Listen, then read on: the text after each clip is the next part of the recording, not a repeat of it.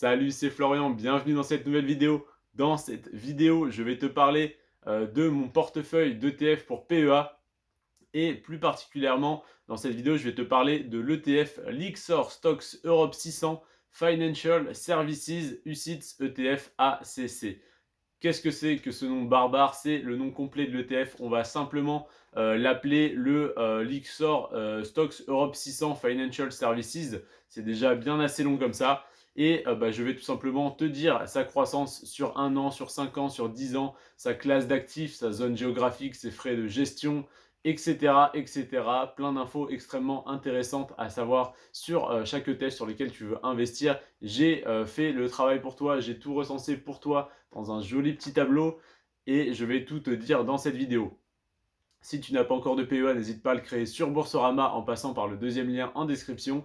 Si tu veux voir ma liste complète d'ETF, d'actions pour PEA et pour compte titre, actions de croissance, actions à dividendes, n'hésite pas à la télécharger. Cette liste est totalement gratuite, elle est en premier lien dans la description. Elle est totalement gratuite pour l'instant et je la vends déjà sur Amazon. Donc c'est parti, le Lyxor Stocks Europe 600 Financial Services, c'est donc un ETF capitalisant qui a été créé le 31 janvier 2019, donc il a 3 ans à peu près, un petit peu plus de 3 ans. Donc déjà on va dire il a fait ses preuves, il n'a pas fermé en 3 ans, donc c'est qu'il a été tout simplement bien accueilli par les investisseurs. Il investit sur les 600 plus grosses entreprises du secteur de la finance en Europe, comme son nom l'indique tout simplement. Le Lyxor Stocks Europe 600 Financial Services. Europe, c'est la zone géographique. 600, c'est le nombre d'entreprises comprises dans cet ETF. Et Financial Services, c'est services financiers, c'est donc les entreprises du secteur financier. Donc, les 600 plus grosses entreprises du secteur financier en Europe. Les frais de gestion de cet ETF sont de 0,3%, ce qui est très correct. C'est un ETF qui a des frais dans la moyenne, sachant que les frais de gestion des ETF sont extrêmement bas. Donc, c'est parfait. Maintenant, je vais te dire ce qui t'intéresse le plus. C'est tout simplement la performance de cet ETF sur 1 an, sur 5 ans et sur 10 ans. Sur 1 an, il a fait plus 8%. C'est ce que fait en moyenne la bourse. C'est pas une performance qu'on recherche. 8%, pour moi, c'est pas terrible, c'est mauvais. Mais c'est déjà mieux que la bourse qui fait en moyenne 7% par an. Donc 8%, c'est déjà au final correct. Mais tu vas voir que c'est parce qu'en fait, on a eu une très grosse récession en janvier-février 2022. Et c'est donc ça qui a causé en fait cette performance assez moindre. Mais tout de même, malgré cette énorme récession, on reste dans le vert et pas qu'un peu à 8%. C'est quand même correct. Sur les 5 dernières années, on a fait 81% de croissance, ce qui fait donc une moyenne de un peu plus de 16% par an. C'est correct, c'est déjà bien mieux que 8%, c'est déjà le double, mais ça n'est toujours pas en fait le plein potentiel de cet ETF parce que les 5 dernières années ont été impactées par le coronavirus. Donc eh bien, les marchés boursiers ont beaucoup souffert, ont fini par remonter. Et si on regarde simplement la performance sur 5 ans, elle n'est pas top. Par contre, si jamais tu as vendu avant le Covid, racheté tout en bas et revendu en haut ou même conservé en haut, au final, tu as fait un 200%, donc c'est juste monstrueux. Donc il faut juste être malin en temps de crise et racheter au plus bas. Donc au final, tu aurais pu avoir bien plus de 81% sur les 5 dernières années si tu avais ne serait-ce qu'un tout petit peu optimisé et ne pas avoir tout simplement un DCA classique. Et là où c'est vraiment représentatif en fait de la performance de ce tracker, de cet ETF, c'est sur 10 ans. Et sur 10 ans, le Lyxor Stocks Europe 600 Financial Services a eu une performance de 292% à l'heure où je tourne cette vidéo. Et donc 292% sur 10 ans, si ça ne te parle pas, tu peux le diviser par 10, ce qui fait une moyenne de 29,2% par an en moyenne sur les 10 dernières années. C'est juste énorme. Évidemment, il n'a pas fait 29,2% par an. La preuve en est que cette année, il a fait 8%. Donc imagine bien que si on est sur une moyenne de 29,2 et qu'il a fait 8% cette année, c'est que, en fait, il y a des années où il a fait plus 50, plus 60, 70%, où il a totalement explosé. Donc ça dépend tout simplement de la conjoncture économique.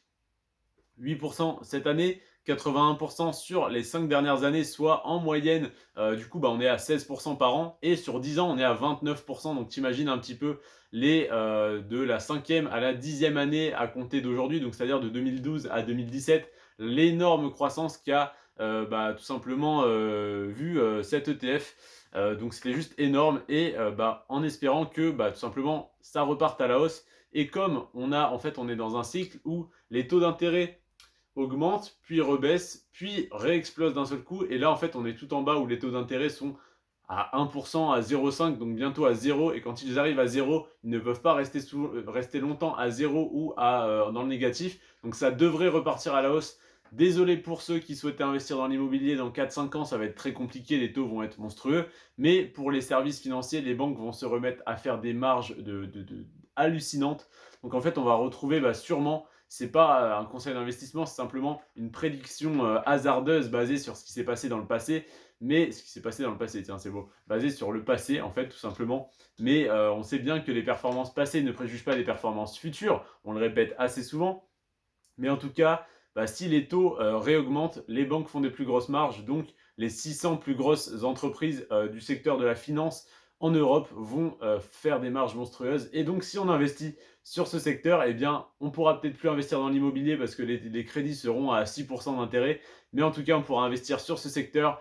En tout cas, il vaut mieux y investir maintenant et ne pas investir une fois que ça aura déjà monté. Donc, je t'invite à te renseigner de très très près sur cet ETF, a déjà commencé à y investir via un PEA, je te recommande de le faire sur Boursorama. Après, si tu as déjà un PEA quelque part, n'hésite pas à le transférer parce que d'ailleurs, si tu le transfères sur Boursorama, qui est la banque la moins chère du marché, je ne le répéterai jamais assez, tu as 50 € d'offert et les frais de transfert remboursés.